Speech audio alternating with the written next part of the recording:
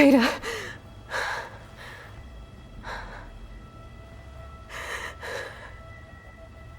Farrell.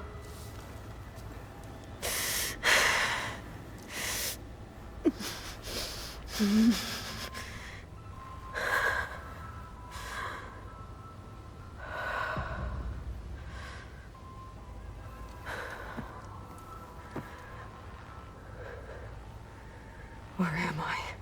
Ah, you're awake. You took quite a hit when Gerard attacked you. I imagine you must still be in a great deal of pain. I can assure you that we are safe. The others can't detect us here. You mean the other Zeniths? You must be Tilda. I wasn't sure if Beta would have told you about me. Where is she? Alive. And while she isn't where she wants to be, not in urgent danger. We must discuss how to get her back, of course, after you've shaken off the cobwebs. When you're ready, take the stairs down the hall and come see me. In the meantime, I'll make breakfast. Breakfast. Okay.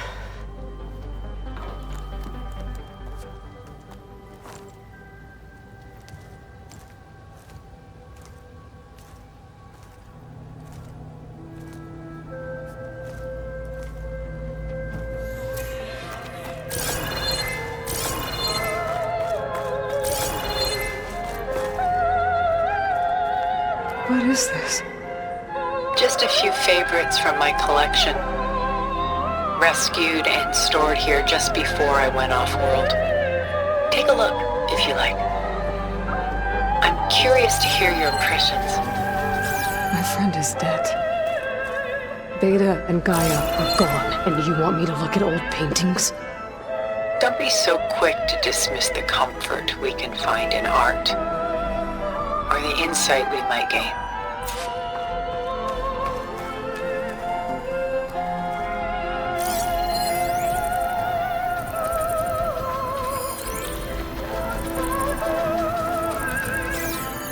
My favorite pairing on the left is Woman Reading a Letter by Vermeer, a true master. And on the right is a forgery, Woman Reading Music, which fooled experts into believing it was a priceless original. Early in my career, I became fascinated with such deceptions. Eventually, I developed scanning software that could detect fakes with unparalleled accuracy. Is that how you made enough money to buy your way onto the Odyssey? Oh no. I made my real fortune later.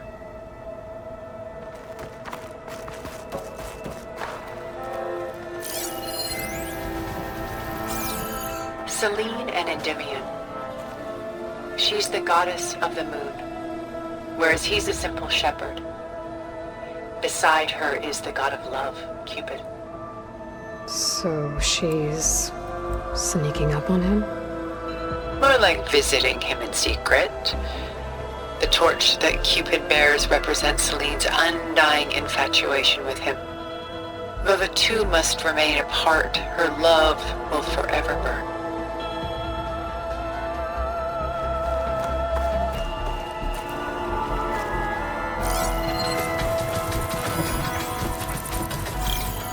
This is Rembrandt painting Jeremiah, a man in mourning. Mourning what? His home. The ancient city of Jerusalem.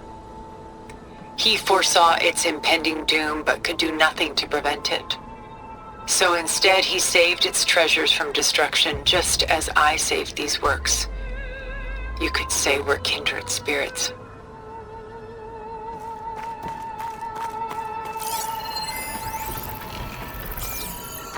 A portrait of the painter, Rembrandt's son Titus, depicted in the habit of a monk.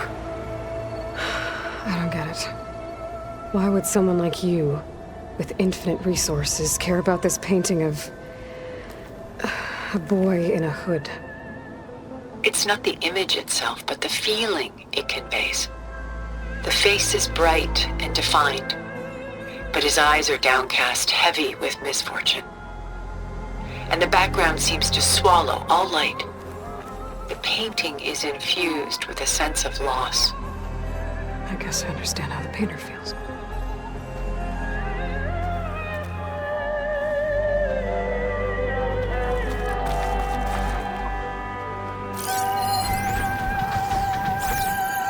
Rembrandt's The Night Watch, by far the most famous painting my homeland ever produced. It was commissioned to honor a militia made up of influential citizens. I guess you must have been an influential citizen. In my day. But not as influential as you've been in this new world.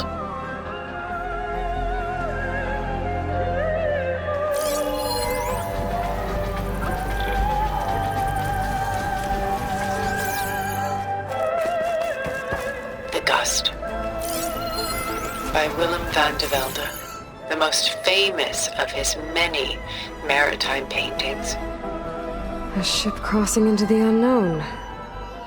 I guess you're familiar with that. Indeed, which is why I appreciate this composition in particular. Though waves and wind threaten to destroy the ship, it perseveres, clinging to the light even as darkness closes in all around it.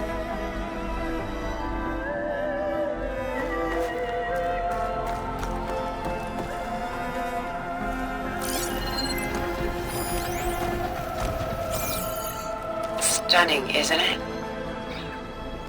Paintings were the only masterpieces of my people's golden age. This is Van Vianen's Lidded Ewer, molded from a single sheet of silver. What was it for? How like Elizabeth you are. Function over form. Its practical purpose was less important than its meaning. Van Vianen created it in honor of his late brother, who himself was a famous silversmith. A memorial. Yes. Such beauty from sorrow.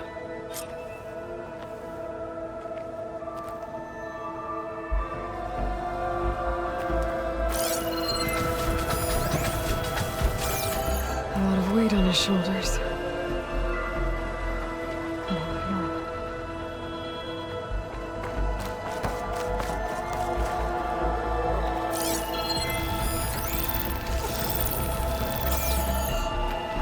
Pulling out her own hair.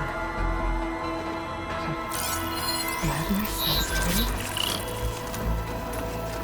It's hard to watch her suffer.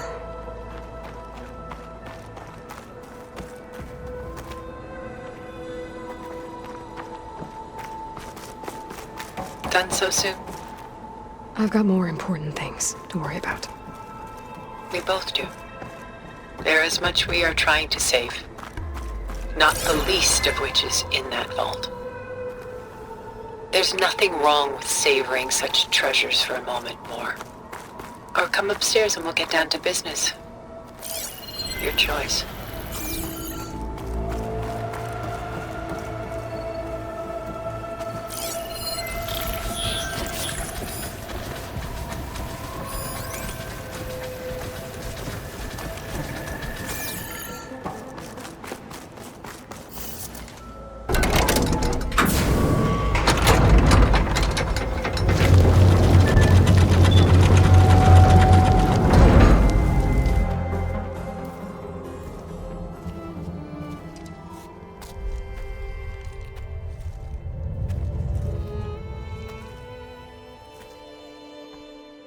There you are. Feeling better? How did you find us? At the cauldron? And what did you do to everyone right before I passed out? All business, I see. Well, suffice it to say we were keeping a very close eye on Hephaestus, knowing we would need it at some point. Your ruse didn't fool us, and as for my little trick, it was an overload of the senses, accompanied by an energy discharge. Gerard and Eric were only momentarily disoriented due to their shields, but it rendered you unconscious while I got you out. Perhaps some breakfast might steady you a bit?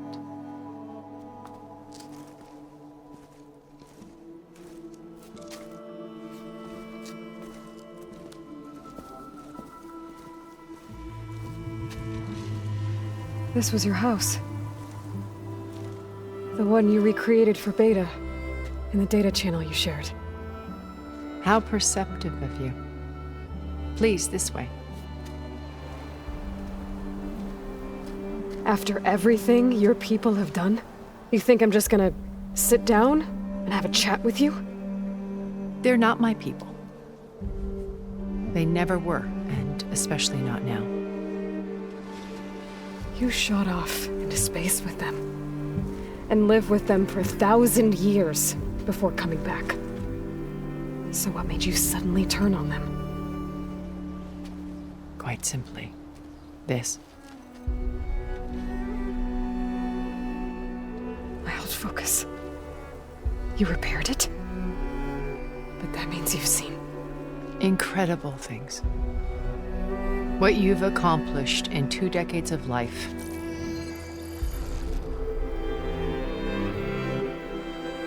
A 1,000 years at my back and I haven't even come close.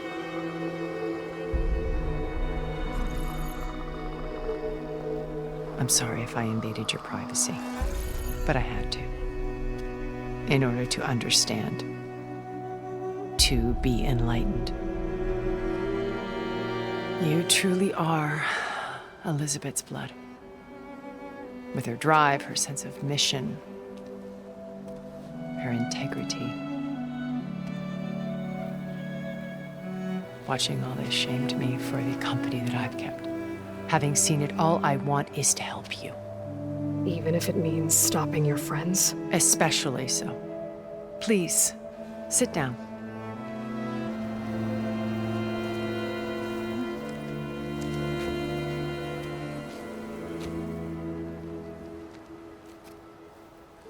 There. That's better. Now, we must recover Beta and Gaia at all costs.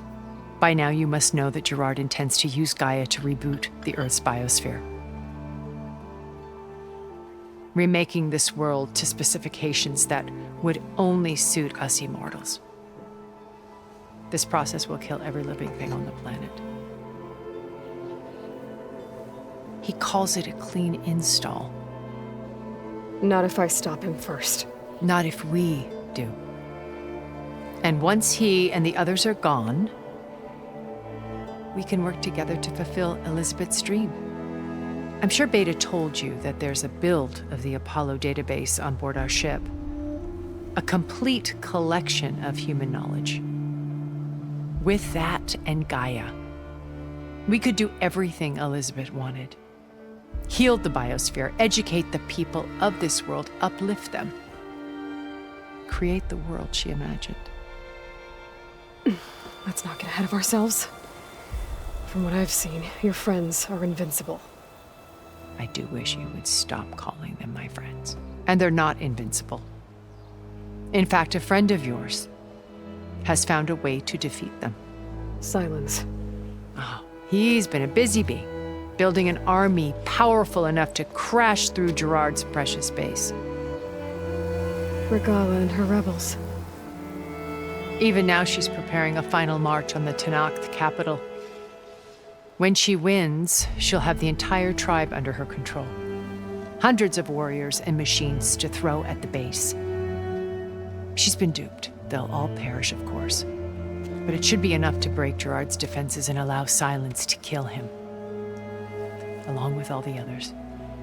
Using the new weapon he's developed. Yes, he's found a way to circumvent our shields. Truly an exceptional man. He's planned for everything. Except you and me. You see, while his army is battering down Gerard's doors, you and I will sneak in through a back way. One that only I know about. While Silence and my friends are busy battling each other, we'll take back Beta and Gaia. I told you I want to help you. I mean it.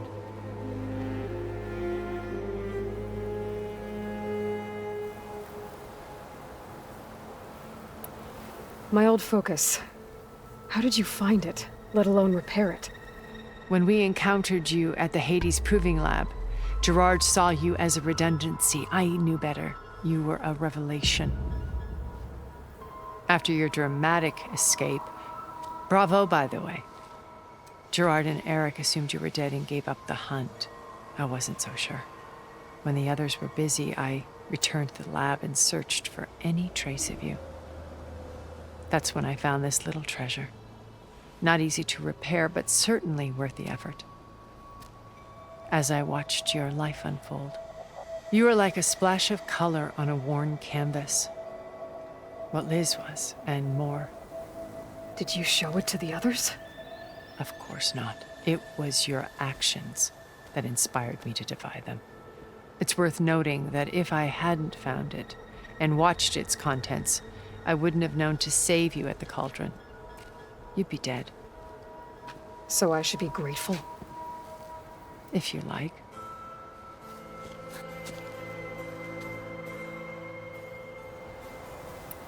You said Beta's not in urgent danger, so what are the Zeniths doing to her? Putting her to work. Merging Hephaestus with Gaia. A difficult, time-consuming task, as I'm sure you know. They will compel her if need be. But her life is not in danger. She's the only one who can do it. Because you people made her to be nothing but a tool. Gerard's idea, not mine.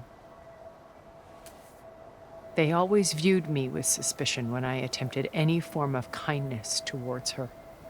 That's why I created the data channel.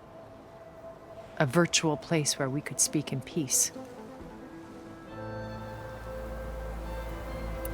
So you know all about me. What about you? What would you like to know? Well, start with your life on Earth. When I was 8, terrorists flooded my home city. Thousands drowned, my parents included. I was one of the few who survived. My guardian sent me to boarding school. Among my peers, I was the strange girl, the orphan to be avoided. All because of circumstances beyond my control. Oh. So we're a lot alike, huh? Aren't we? You were an outcast. But you didn't let that stop you from getting what you needed. Neither did I. I climbed my way out of desolation and used my wits to build a fortune. First, from the technical analysis of art and the detection of forgeries. Profitable expertise in those days. But as it turned out, the software I developed was even more useful for counterintelligence. From there, it was only a short step to gathering extremely valuable intelligence on my own. You were a spy? More like a service one could turn to for information. I had to remain anonymous, of course, to protect my privacy. But despite that anonymity, Far Zenith inevitably sought me out.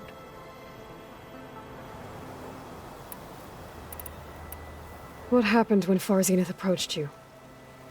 They painted an irresistible vision of humanity's future. One where we need not fear illness or death, where we explored the furthest reaches of the stars and thrived. It was only later that I realized that they only intended to bequeath this future to the rich and powerful. By the time I finally figured it out, the walls were closing in, Pharaoh's machines were devouring the earth. So I accepted Far Zenith's invitation to a berth on the Odyssey. I wanted Liz to come, but she had nobler plans, as you well know.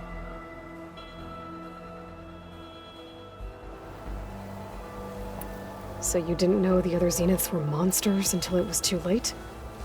I knew some of them were, certainly.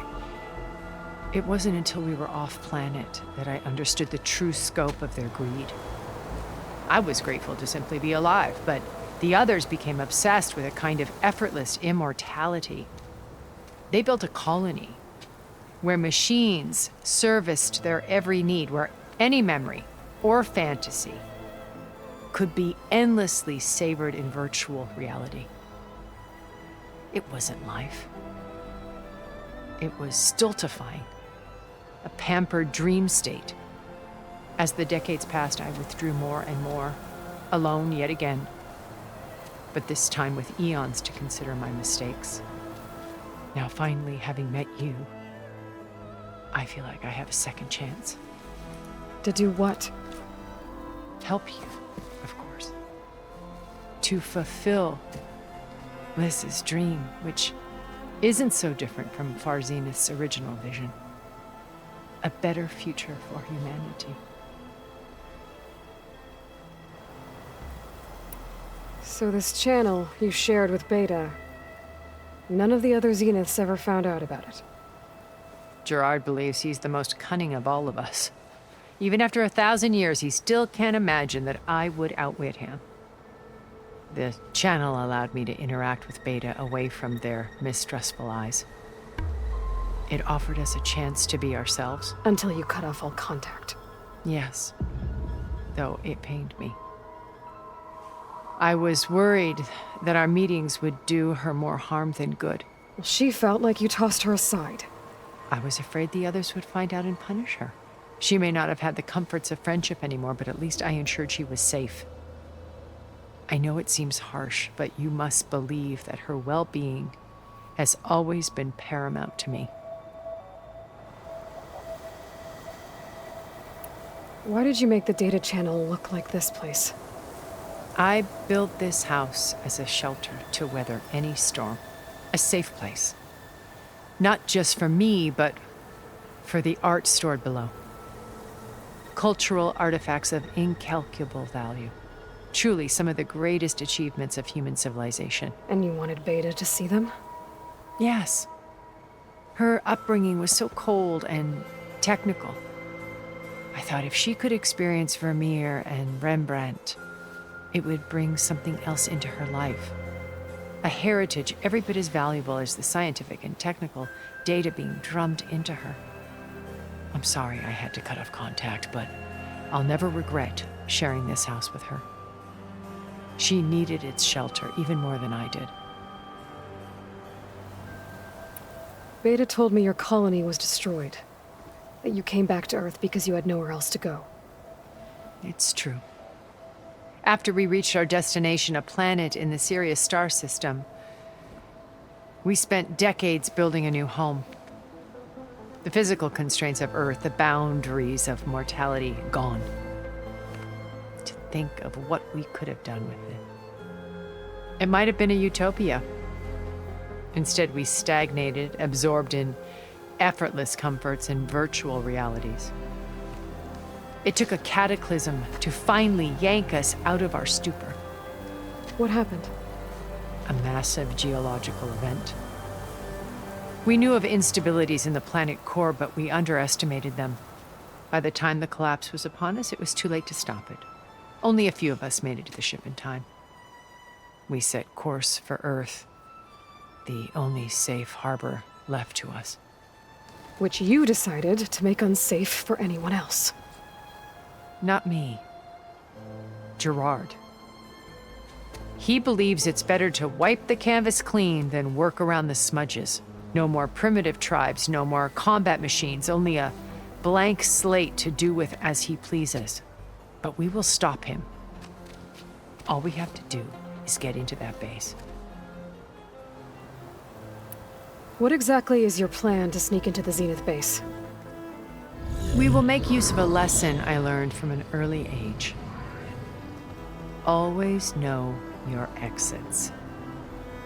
In this case, a place where Gerard's new construction meets the ancient foundation, a passage that only I can access. When Silence flings his army at the base, we will enter through this back door, bypassing most of the fighting. The distraction will provide us with a window in which to rescue Beta and Gaia. Once we're inside the base, where will we find Beta and Gaia? Here in the command center. By then, Gaia will have been reunited with all of its subordinate functions, including Hephaestus. What about the alpha build of Apollo on your ship? A simple matter of recovery once the others have been dealt with. With that in hand, we'll have everything we need to make this world as it should be. How do you know about Silence's plan? He isn't the only one adept at spyware. You hacked his focus? No, he's too careful for that. But his subordinates? Not so much. He gave additional focuses to the tribals he branded the Sons of Prometheus. The ones working with Regala. By tapping their focuses, I learned about most of his dealings. The distribution of override technology, the arming of Tanakh rebels, and the secret pact with Regala to attack Gerard's base. But how did he come up with a weapon that can take down your shields? That's the one thing I haven't been able to figure out, but however he did it, I'm quite certain it will work. With it and the Tanakh army, victory seems to be within his grasp. Such a shame he'll be disappointed. Regala's only interested in killing Hekarro and waging war on the Karja. What does she have to gain by attacking Zeniths? It's the price she must pay for her war. Without the ability to override machines, her little rebellion would have languished in the desert. So she trades with the Sons of Prometheus. Machines to help her overthrow Hekarro. In exchange for an assault on the base. Pride has deluded her into thinking she can actually survive such a battle. And all without ever knowing who the Sons of Prometheus really answer to. Yet for all of Silence's brilliance, still he underestimates you. That blind spot is what will allow us to take Beta and Gaia right out from under him. While hundreds of Tanakh are cut down outside. So you knew Elizabeth. What was she like? Liz was everything she was. I see in you. And more. Your ingenuity, your determination, your moral compass. You've managed to distill her greatest qualities and make them your own. I'm not asking about me. Tell me about Elizabeth. What was she really like? The honest answer is that I don't actually know. For all the time that I spent with her, she always kept a part of herself locked away. It was like that from the moment we met. So when you met Elizabeth, she was what? Distant? Aloof? Not aloof. Not exactly. It was a summit in Paris about machine learning, a touchy subject in those days, because regulatory authorities were just starting to clamp down on AIs. Liz gave the keynote address. She had already achieved great renown for her work in automated environmental reclamation. But in her address, she was just starting to imagine the next step, an AI-driven system that wouldn't just act on its programming, but actually take responsibility for its sphere of influence. To care about life. Not just follow orders. Revolutionary stuff. I was fascinated. And I wanted to meet her for a long time. I watched her after her talk. She had spoken with such moral authority, such empathy. But after that, she retreated. I could tell she felt uncomfortable with all of her admirers. It was as if giving the talk had cost her something. I didn't want to be a pest, so I planned my approach carefully. So how did you finally approach Elizabeth after her talk? I picked the right moment. The morning of the next day, right as she came back to the conference, she had just had her coffee. She was fresh, rested. It was like she had braced herself for the onslaught of colleagues. I asked if I could walk with her, then put forth a question about her talk that I thought was intelligent. Her answer made me realize it wasn't, but she was very welcoming. Almost as if we were previously acquainted. It was only halfway through the conversation that I realized she knew exactly who I was. It was quite a shock to me.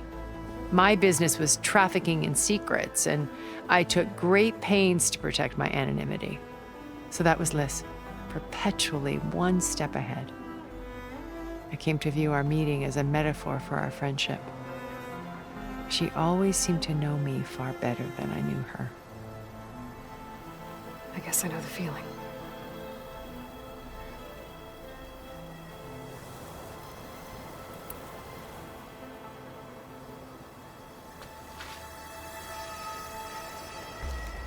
First Varl.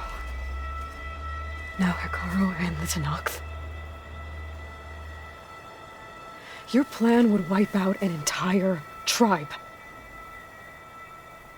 There has to be another way. We are in an admittedly desperate situation, but I assure you there isn't. Remember Zero Dawn. Elizabeth's sacrifice. Sometimes many have to die for a new world to grow. If it looks impossible, look deeper. Wait. The data channel. It still exists, doesn't it? I need you to open it. Let me talk to Beta. Impossible. We might be detected. It's worth the risk. There is another way, one where the Tenakth survive. But we won't. If the others... If you want to help, open it.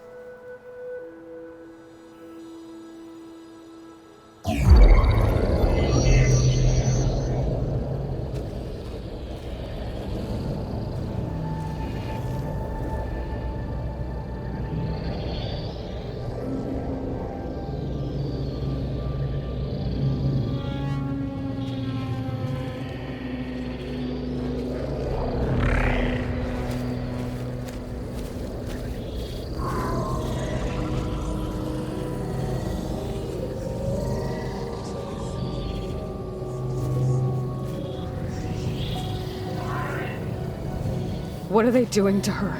Virtual reality dissociation. The manual merge of Hephaestus will take hours upon hours of tedious micromanagement. If she resists the work, they run simulations to induce feelings of isolation and despair. Beta, can you hear me? You're alive. They're watching me. I can't hold up this extra projection for long. You should have killed me. No. No, look at me. I'm coming for you. I promise. Okay? I just need you to hold out a little while longer and work on the merge.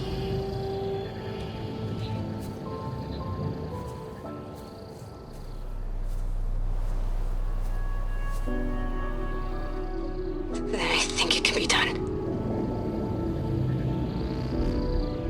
I'll contact again when it's time.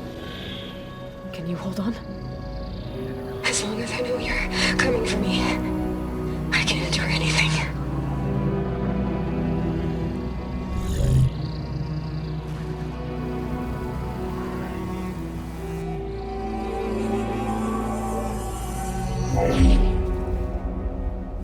All right. I did as you asked. Now I think you need to tell me what you're planning. I'm going to take Silent's army away. I don't need it. Only the weapon he made to penetrate your shields. And how do you propose to get it? Ask him nicely? Without Regala and her rebels, he won't have a choice. We'll be his only option. Only option for what? What did you tell her? That is between me and my sister. Will be Silent's only option for crashing that base. I'll tell you the rest later. But first, there are a couple of things I have to do. Oh. And what are those? Lay my friend to rest. And then I'm going to use the override that Beta gave me at Gemini to put an end to Regala's rebellion. From the air. Wait. Since you insist on doing things your way, I know of something that will truly help you make a grand entrance with the Tenakth. The ancient Horus Titans still possess electromagnetic energy cells as part of their arsenal. Drop one of those on Regala's army, and they'll receive quite a surprise.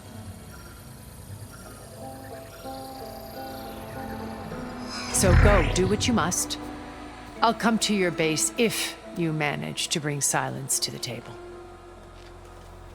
Not if. When.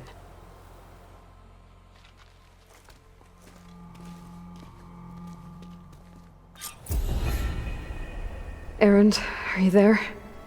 Aloy! Aloy, is that really you? Yeah, it's me. Where's everyone else? We're all... We're back at base. What happened? It might be easier to explain in person. I'll try to join you there when I can. Okay. We'll wait here for you.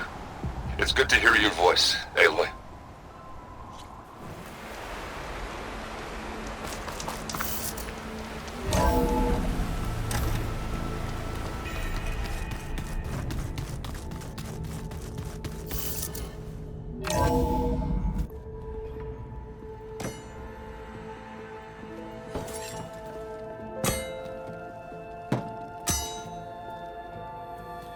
When you're wounded, you have to strike back. Draw blood. Hey! Can I get one damn minute to mourn my friend? Regala is going to slaughter my tribe to overthrow Hikaru. The Zeniths have Beta and Gaia. We can't sit around wallowing in our losses. Kotallo's right. We must fight. Oh, all right. So what are we gonna do, huh? Take on all of Regala's rebels? Not to mention the Zeniths. What can we even do? Throw ourselves at their base? Something like that.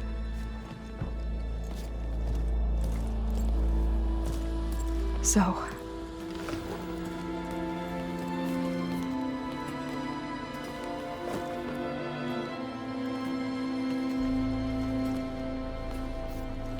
After we lost contact with you, we regrouped and went to Gemini. What happened? The recording we found on Varl's focus cut off when that Zenith, Eric...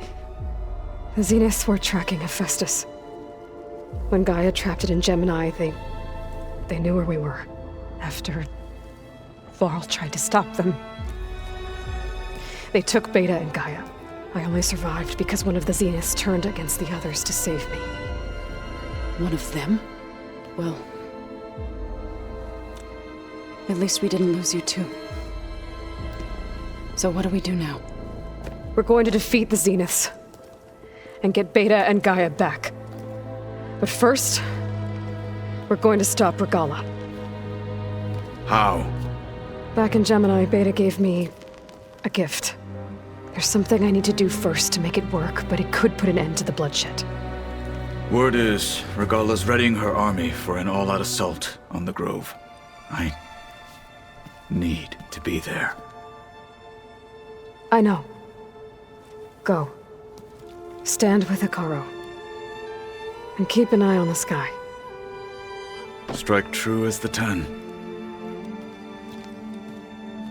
The rest of you, whatever preparations you need to make, upgrades, resupplies, get on it. It won't be long before we take the fight to the Zeniths. We'll be ready, Aloy. And when you're ready, meet me outside the east exit. I'd like to have a word in private. Even when things are darkest, you're the flame that lights the way forward. Just tell me one thing. Am I gonna get to smash up a bunch of Zenith bastards? We all are. Good.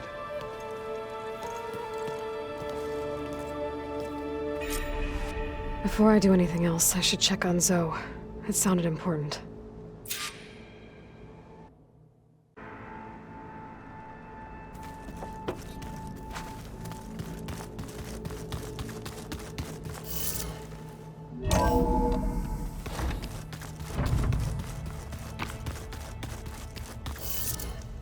I can feel this frost down to my bones.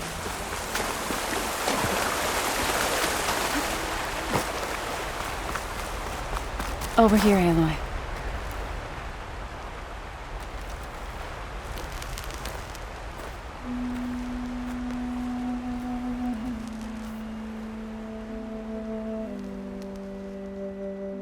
We would come out here to tend to the garden.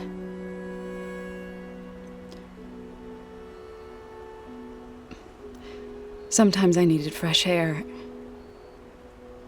Other times we would simply sit and watch the sunrise. So when we returned from Gemini, it seemed fitting that he be laid to rest here.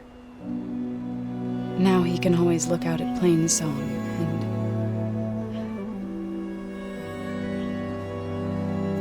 and further east to the Nora Sacred Lands. He would have liked that. He often spoke of his sister, Vala. He said she used to gather her favorite golden blooms and tie them to her spear.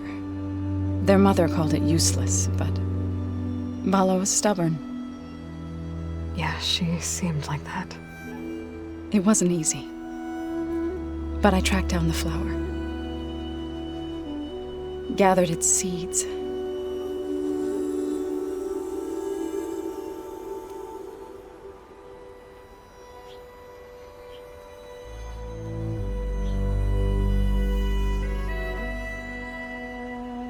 As verdant limbs wither, roots rot in snow, still the sea rises, as certain as stone. From death follows new life. So it is with the land.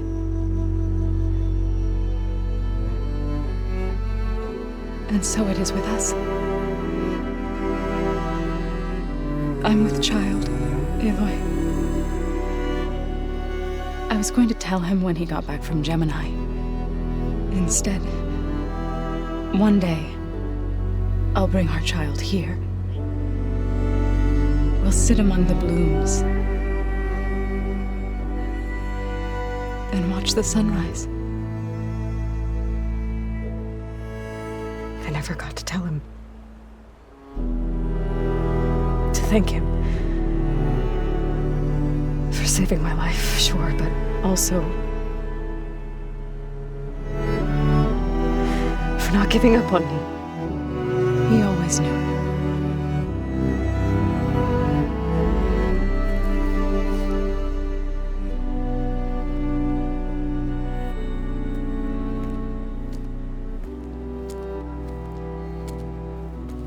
Goodbye, Varl.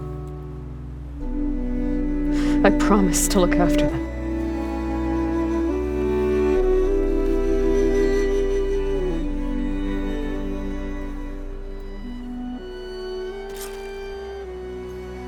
I'll try to visit again when I can.